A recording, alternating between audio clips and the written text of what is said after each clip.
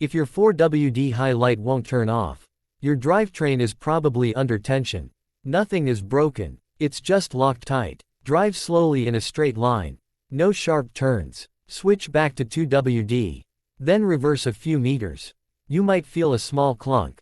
That's normal. That's the system releasing. Turn the wheel slightly left and right while rolling. This helps free the gears. Then restart the car, and check the light again.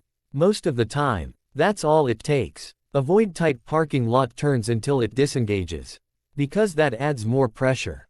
If the light is flashing instead of solid, that usually means an actuator delay, not a full failure. Comment what your dashboard is doing, flashing or solid, and I'll guide you from there.